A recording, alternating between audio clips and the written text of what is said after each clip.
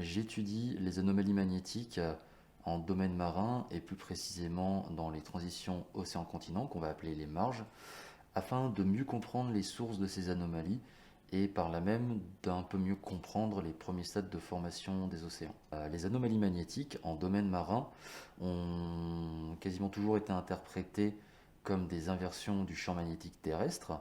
Ça, c'est ce qu'on a vu par le passé grâce au paléomagnétisme et qui a permis de développer, de valider la théorie de la tectonique des plaques. Ce qu'il faut comprendre, c'est que le pôle nord magnétique et le pôle sud magnétique ne sont pas corrélés au pôle nord et sud géographique. Ils ne sont pas fixes, ils vont varier dans le temps. Par exemple, actuellement, on voit que le pôle nord magnétique se décale chaque année d'environ 60 km. Donc forcément, au fil du temps, on va avoir un décalage du pôle nord et du pôle sud, ce qui fait que, par exemple, le pôle sud magnétique va pouvoir devenir le pôle nord. Et inversement, le pôle nord va devenir le pôle sud. C'est ça qu'on appelle une inversion du champ magnétique. C'est qu'en fait, c'est quand le pôle nord va se retrouver au pôle sud et inversement.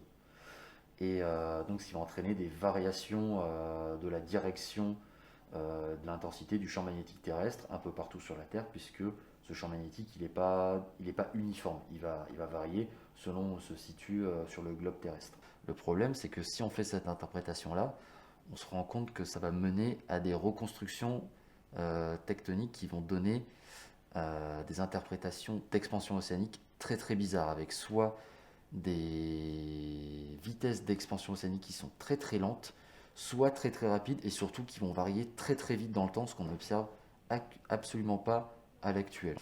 Donc moi, l'objectif de mon travail de recherche, c'est mieux comprendre à quoi sont vraiment dues ces anomalies magnétiques en domaine de marge. Et par derrière, en fait, de vraiment mieux comprendre la nature des roches en présence. Plus précisément, j'étudie la zone Australie-Antarctique pour deux principales raisons. La première, c'est que si on considère que les anomalies magnétiques dans cette zone sont uniquement dues à des inversions du champ magnétique. On voit des gros sauts de variation de vitesse d'expansion océanique. Donc déjà, ça n'est pas très cohérent et ce ne sont pas des modèles très satisfaisants à cette échelle de temps-là. Ensuite, il y a une raison qui est aussi plus pratique, c'est qu'on a aussi beaucoup de données géophysiques de qualité. Les résultats importants en fait, de mon papier, ce que je veux mettre en avant, c'est qu'on observe qu'il y a plusieurs paramètres en dehors de l'inversion du champ magnétique qui peuvent contribuer à la formation des anomalies magnétiques.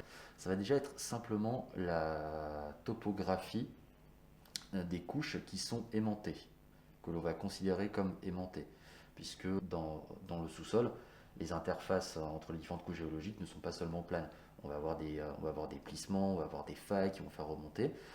On voit que déjà ces variations topographiques du socle apportent une contribution aux anomalies magnétiques. C'est le gros résultat, un des gros résultats de ces travaux. Ces anomalies, on peut les interpréter de façon relativement cohérente, autrement que comme des inversions du champ magnétique.